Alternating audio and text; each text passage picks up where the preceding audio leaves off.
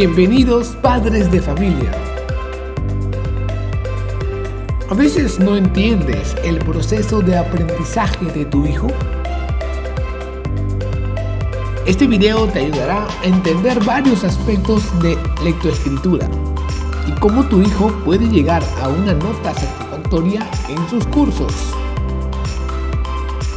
viendo cómo escala su aprendizaje progresivo, teniendo la llave necesaria para ser parte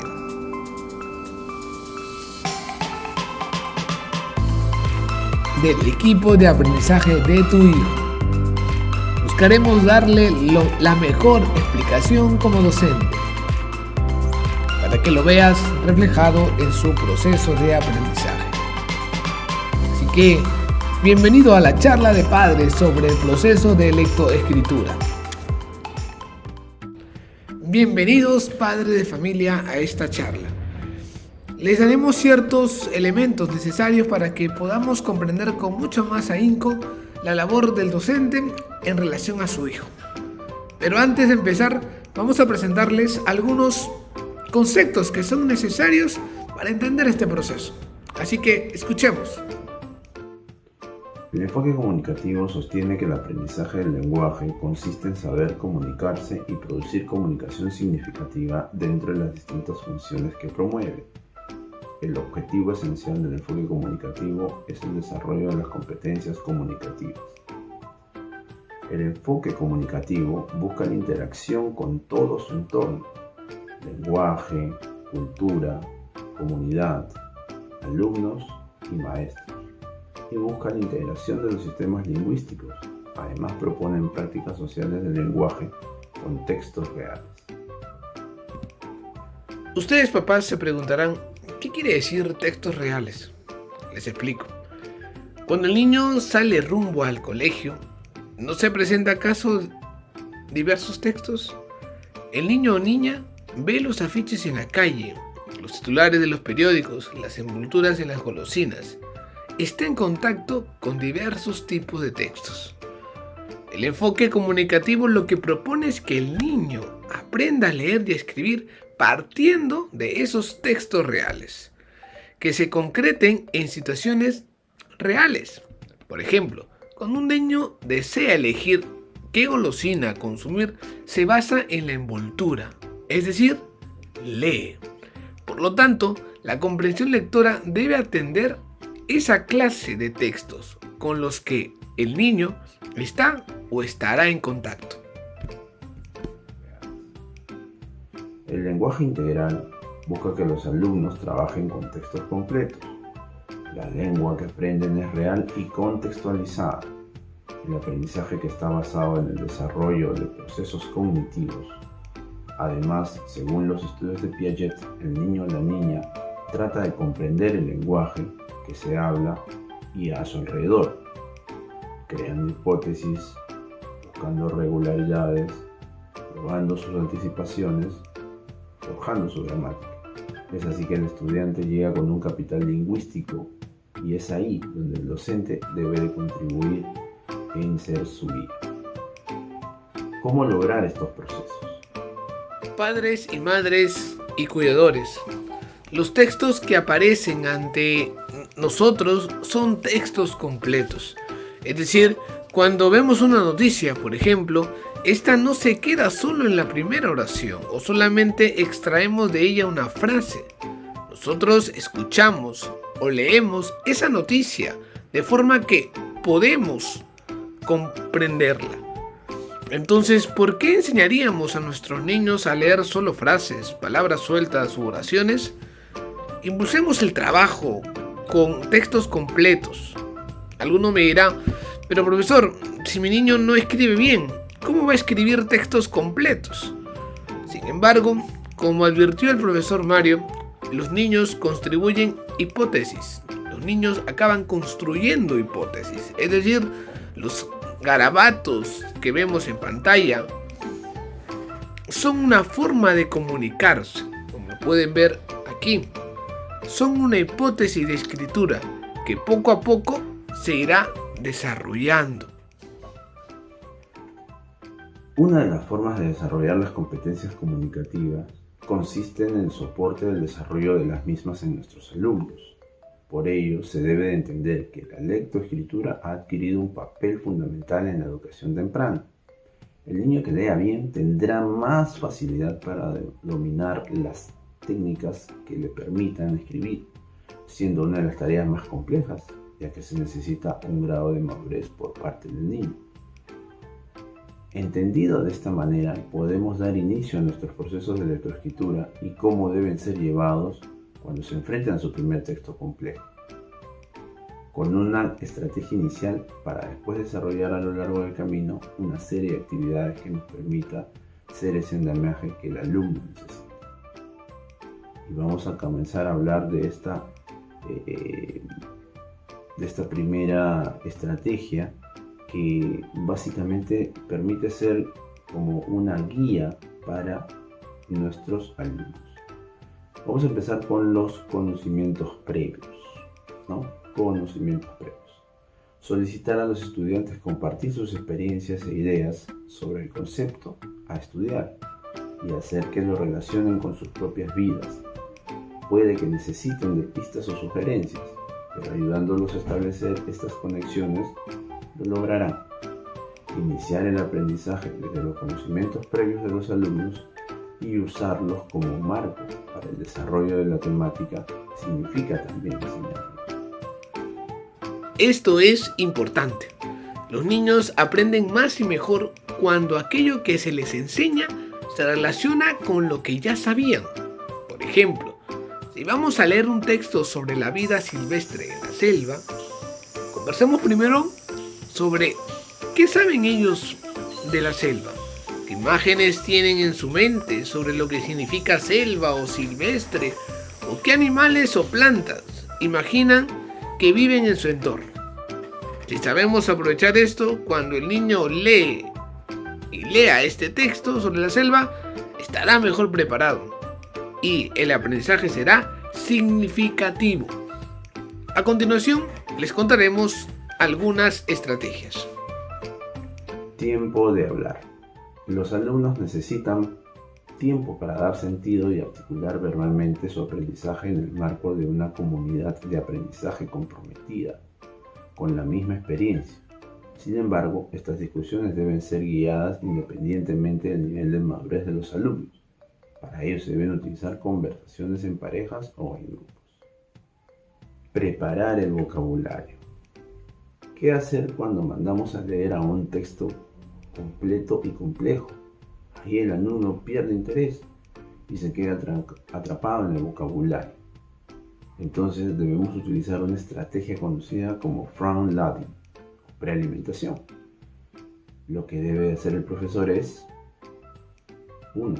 Introducir los términos del vocabulario en imágenes y en contextos con cosas que ellos conocen vinculadas a sus intereses. 2. Usar analogías, metáforas e invitar a los alumnos a crear un símbolo o un dibujo para cada palabra. 3. Ofrecer tiempo para discutir las palabras. Con esa variedad de términos prealimentados, los alumnos están listos para abordar los textos. Muestra y cuenta. Siempre que se les pida algo a los alumnos, se debe antes proporcionar un modelo o ejemplo junto a algunas orientaciones y los puntos a evaluar. La ayuda visual es importante. Los organizadores gráficos, fotografías y esquemas pueden servir como andamiajes y ayudar a los estudiantes a representar sus ideas y organizar información. Estas ayudas no deberían ser el producto o la tarea como tal, sino simplemente ayudas que estructuren el pensamiento de los alumnos. Finalmente, pausa, pregunta, pausa y revisa. Es una buena idea para comprobar la comprensión mientras los estudiantes leen un texto y aprenden un nuevo concepto. Funciona así: se comparte una idea nueva, se hace una pausa, dando tiempo para pensar, y se formula una pregunta estratégica, para luego hacer otra pausa. Tienes que pensar la pregunta con tiempo para que sea específica, estructurada y no concluyente. Mantener a los estudiantes activos en la escucha, preguntando a alguno de ellos que identifique el kit de la cuestión de lo que se acaba de discutir, descubrir o pregunta. Si la clase parece atascada por las preguntas, ofrecerles la oportunidad de discutir entre compañeros. Como nos ha mostrado Mario, existen diversas estrategias que podemos usar los maestros y, por qué no, ustedes también, papás en casa, para construir aprendizajes en torno a la comunicación de niños y niñas. Es importante que recordemos que cada niño tiene un nivel de desarrollo y ritmo diferente. Recuerden, un ritmo diferente. Por ejemplo, imaginemos un niño que se encuentra en lo que los maestros llamamos fase silábica. Es decir, un niño que ya ha aprendido a asociar los sonidos de las palabras con las letras. Vamos a obligar a este niño a escribir oraciones complejas. Cuando lo califiquemos, vamos a sancionar sus errores ortográficos o gramaticales, como suele usarse a veces. Claro que no. Cada niño en cada etapa de aprendizaje merece que se le evalúe considerando el nivel en el que se encuentra.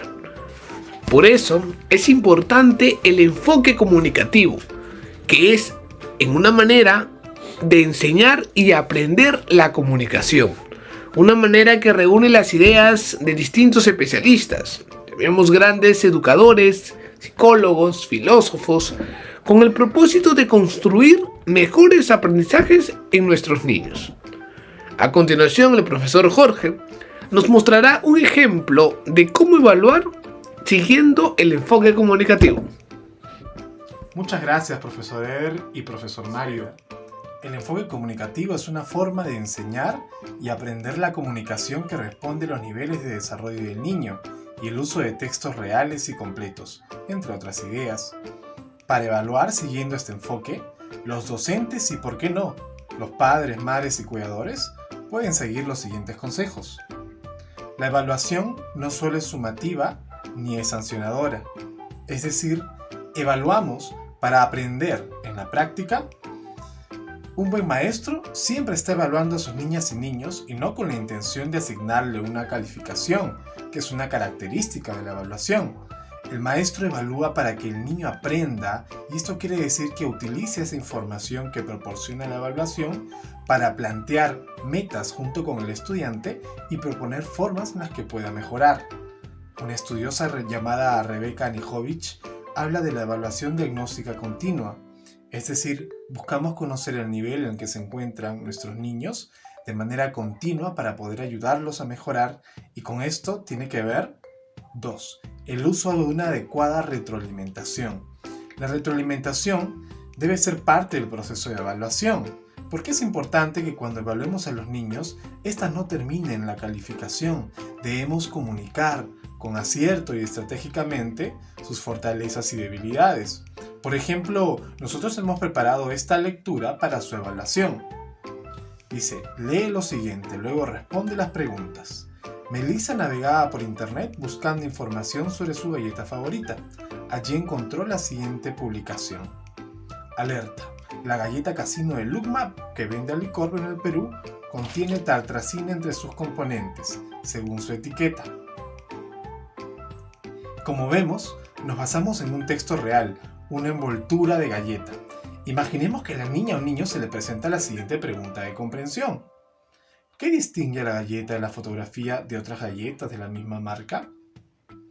¿Qué ocurre si nuestra niña o niño no contesta adecuadamente y dice D, no se vende en el Perú? No debemos solo decir está mal o puedes mejorar, sino preguntar por qué considera que esa fue la respuesta. Tal vez porque emplea la palabra Perú. Si lees la alternativa de nuevo, ¿su respuesta sería la misma? Y si no, ¿qué estrategia podría emplear en una siguiente ocasión para evitar equivocarse? Por otro lado, es importante transparentar la evaluación. Es decir, nosotros no evaluamos aquello que no hayamos desarrollado previamente.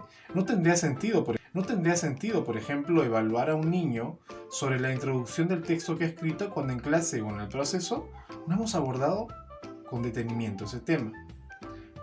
Padres, madres y cuidadores. Como hemos visto, el enfoque comunicativo es una herramienta idónea para que las niñas y niños se apropien de la lectura y escritura, que hagan suyos el acto poderoso de comunicarse competentemente. Recordemos que debemos respetar sus distintos niveles y entender que el mundo que lo rodea está hecho de textos.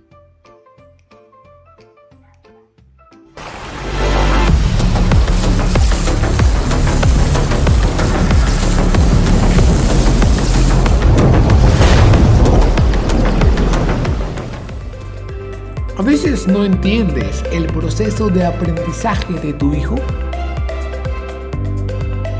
Este video te ayudará a entender varios aspectos de lectoescritura y cómo tu hijo puede llegar a una nota satisfactoria en sus cursos, viendo cómo escala su aprendizaje progresivo, teniendo la llave necesaria para ser parte